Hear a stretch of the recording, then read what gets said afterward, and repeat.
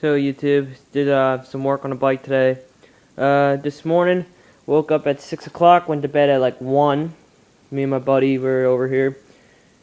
This bike was all apart, it was in pieces, it was almost just a few of the fenders on there, but the motor was out, there was no motor, no exhaust, no nothing connected to this bike.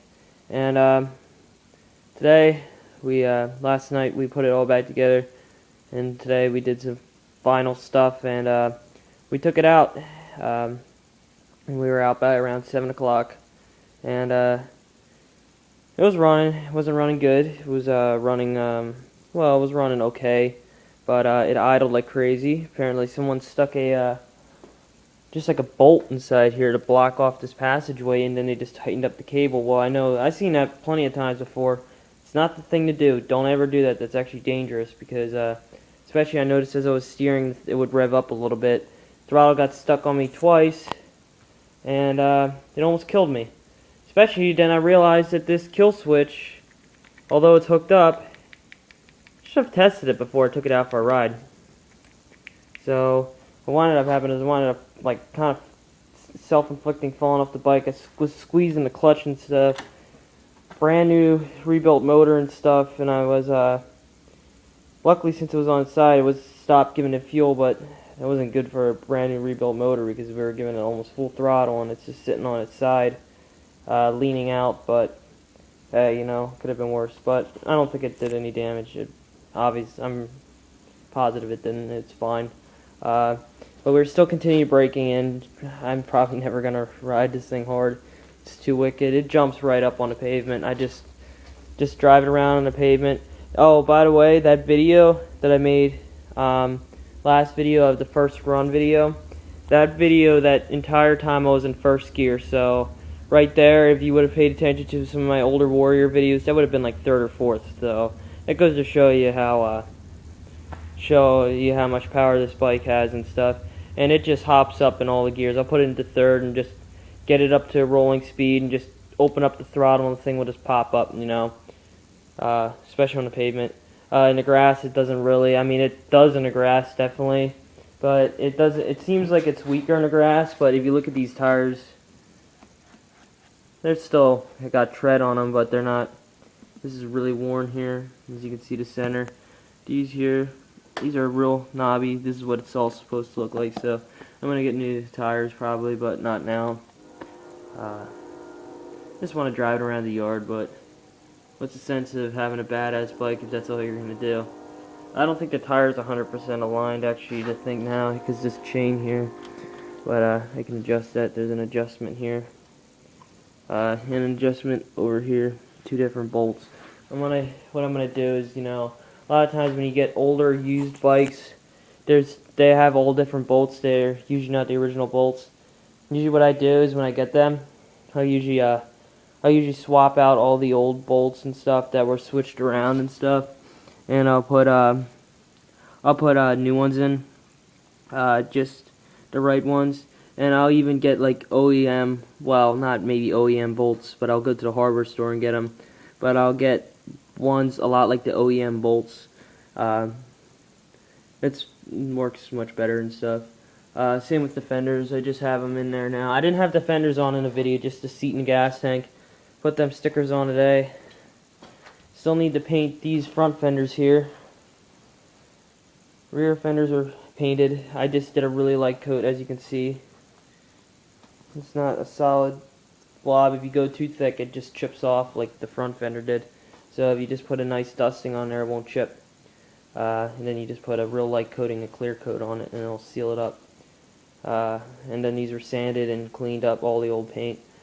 Had to repaint them because they were painted before, so if you would have seen my situation, you would have seen.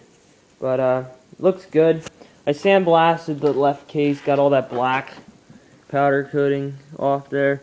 Looks really nice. Turned out really good. Polished the head and stuff. So I gave this bike a little bit of a newer look, while still keeping the old traditional values and stuff. So it's a vintage bike with just a more modern look to it. That's kind of how I'm putting it. I'm going to redo this fender here and this fender here. I'm going to get number and letters here. I'll probably put my age 16 on it, and the reason why is this is when I first got this bike rebuilt and running, so it's a good number. You know, I'm not racing, so I don't need any specific numbers or anything, so yeah, got this really neat fuel line, got 10 feet of it, and I only needed, what, 3 inches of it, so it's blue and it's supposed to not stain from the oil mix and stuff. Oh, and I explain what I did for the idle. I actually pulled this out of the carburetor on a DT250 engine sitting underneath there, and I put this on here, and it fit right in. It's not the same as the other one. I had to turn it a little bit farther, but it's adjusting the idle and stuff on here. These are very similar carburetors. I'm gonna probably rebuild this carburetor. It's still got the original brass floats in it and stuff. I'm gonna probably put the plastic ones in and get it jetted a little better, because right now it's really hard to start. I don't know why. It's just really hard to start, and I just can't explain it, you know. Some things you just can't explain. So also need the 1983 kick, not the clutch lever, because these are 1983 cases, so I had to do a few modifications to make them fit. It's because I got a good deal on these cases since I had replaced the old ones. It's a little foggy in here. I actually fogged it, so I should get the hell out of here. But here's the old cases, as you probably can't see. Cylinder, old cylinder. I'll try to make something here. Old cylinder. This cylinder was all screwed up.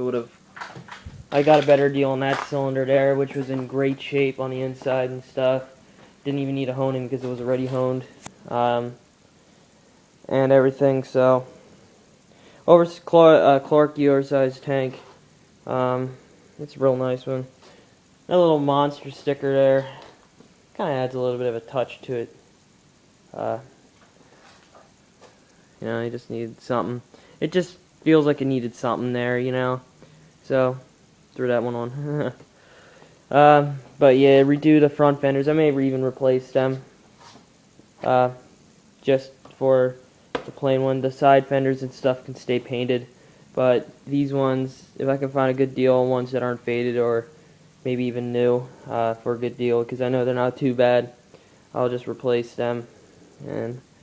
But anyways, it's running. It's just the only problem with it is it's hard to start. It's really hard to start. I have to prime it, and it'll still take like 5 kicks. Like, I'll have to dump gas in the cylinder, and it will still take about 5 kicks to get it started. So I'll have to investigate on that a little bit, why that's so hard. It's ridiculous, but hey, you know, whatever. I just rebuilt the motor. It's got wick and compression. That's another thing. It's a pain in the ass to start because the compression's so high too. Especially since I'm only 5 foot, 5'5", 5'6". So to me, this bike sits higher than my crotch. So it's a bitch to start. Cause I can't even stand on the ground. I can stand on the ground, but my toes are like that, up to there, and just trying to balance on one leg to kick it, and then all of a sudden the bike starts to lean way too far over to this side, and then I lose control. So usually and you know what? You'd think that when the engine warms up, it would be easier to start. It still takes maybe about 5, 6, maybe 8 kicks to start. Even when it was running just really good, you know, you'd figure you just kick it and it will fire right back up. No, it takes like 30 kicks to get it going again. But who knows? I'll do some research what can actually cause that, because really it baffles me. I mean, I just rebuilt this entire engine with the knowledge I have and stuff, which is pretty much almost everything. I'm not a pro at this. I haven't done hundreds of them, but, you know. Yeah, well, we'll read up on the forums, see. I'm thinking maybe it could be something related to that plug isn't the right, I know it's not the right plug in there, but it's the right length and stuff, but it may not be the right heat, and maybe some other things, maybe ignition timing related. We'll see what we can do.